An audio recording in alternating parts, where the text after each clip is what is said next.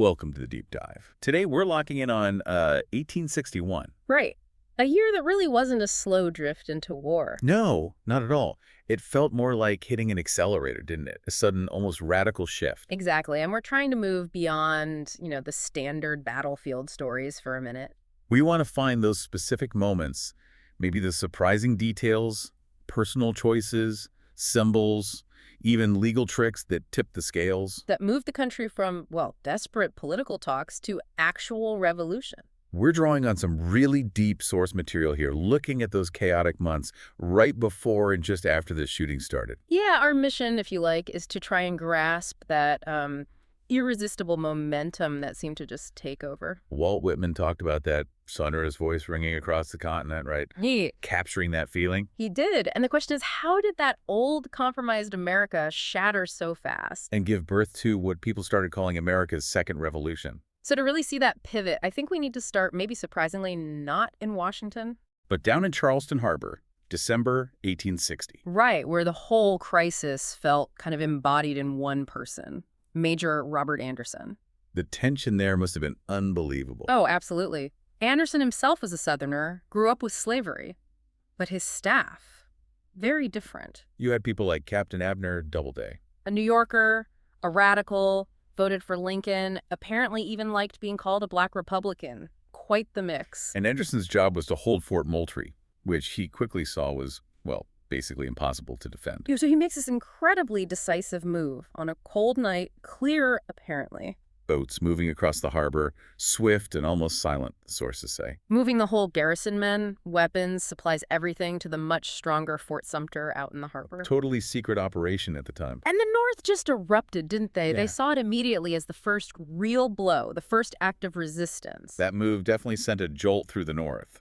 But back in Washington. Paralysis. The Buchanan administration seemed completely worn out, stuck in inertia. Yeah, the government itself felt exhausted.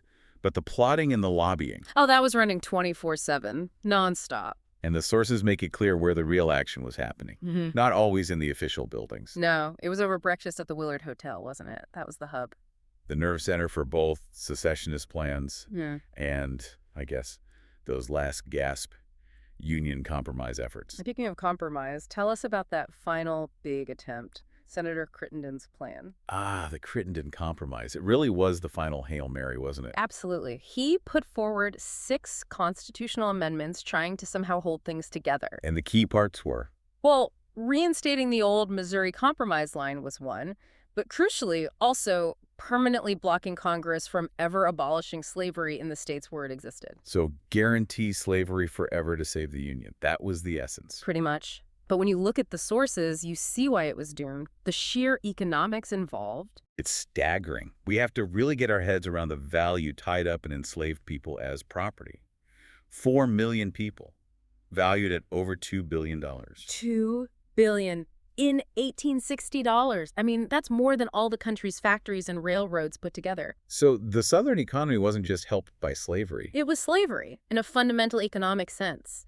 And this reality fueled some pretty extreme Southern thinking. Like George Fitzhugh, arguing that white freedom actually depended on keeping black people enslaved. Yeah, the idea that any limit on slavery's expansion wasn't just political, it was an existential threat to their wealth and their whole way of life. And the personal cost of this deadlock, Crittenden himself, the compromiser. Watched his compromise fail and then, tragically, saw his own sons go off to fight on opposite sides. 2 Union, 1 Confederate. Wow. That just crystallizes the failure, doesn't it? It didn't just kill a bill. It literally ripped families apart. Absolutely. So while that political route was failing, the North was finding its symbolic voice. Lincoln's campaign symbol, the rail splitter. Seemed simple, but it was powerful. Incredibly powerful.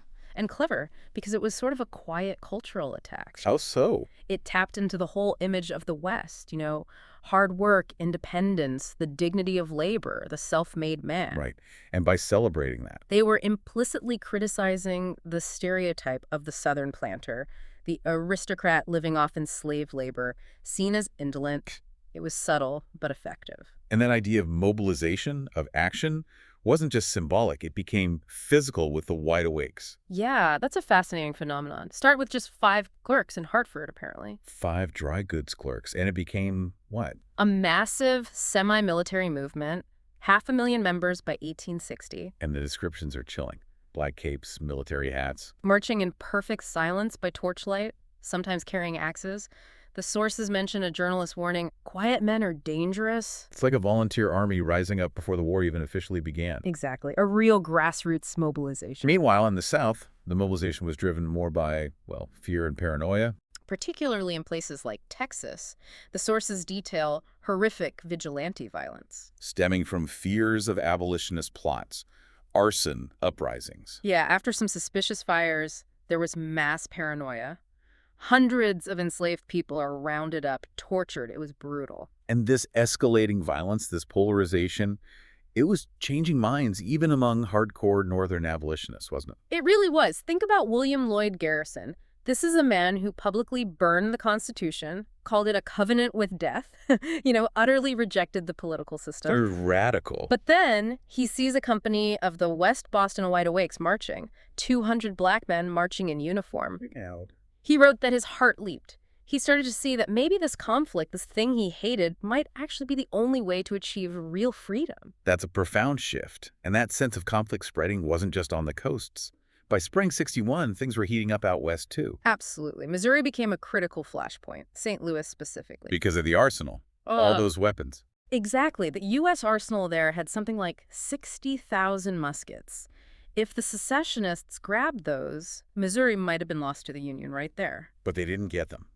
And the story of who stopped them is amazing. It's the German 48ers, largely. Refugees from the failed liberal revolutions in Europe in 1848. Right. They'd fled autocracy and saw the slaveholding power structure in Missouri as the same kind of tyranny they'd escaped in Europe. So they joined the Union cause enthusiastically. Became the core of the local Home Guard units. And they found a leader in Captain Nathaniel Lyon. Lyon.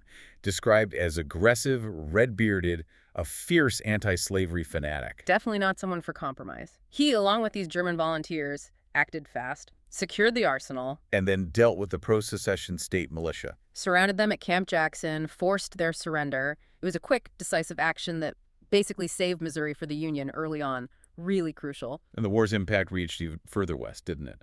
California, the telegraph. Yeah, we forget how vital the far west was strategically. Communication became urgent. There was this mad dash to finish the transcontinental telegraph line. Hiram Sibley pushing his crews like mad. And he actually beat the congressional deadline by over a year. Suddenly, the coasts could talk to each other instantly. That was huge. And keeping California itself in the Union was a fight too, right?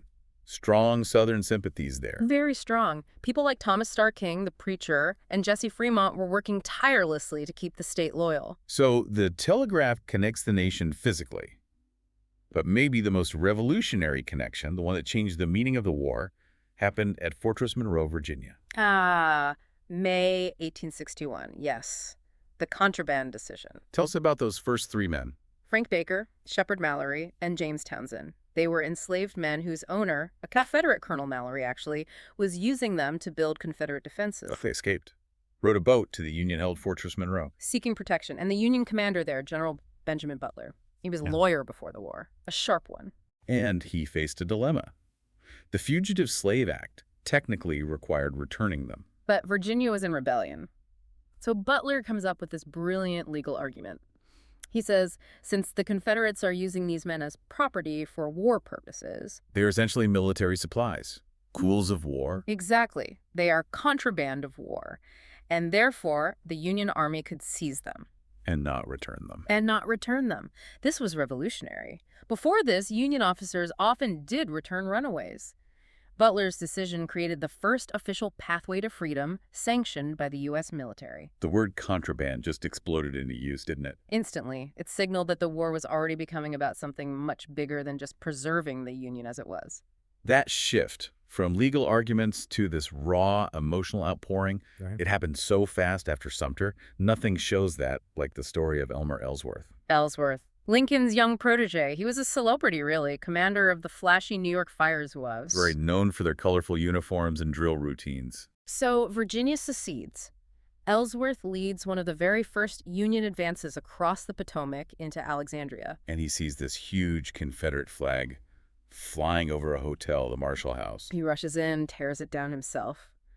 and the hotel owner shoots him dead on the stairs. Instant martyrdom. Absolutely instant. He became the North's first great sacrifice. And the reaction was, well, intense doesn't quite cover it. No. His body was one of the first, maybe the first prominent American to be chemically embalmed.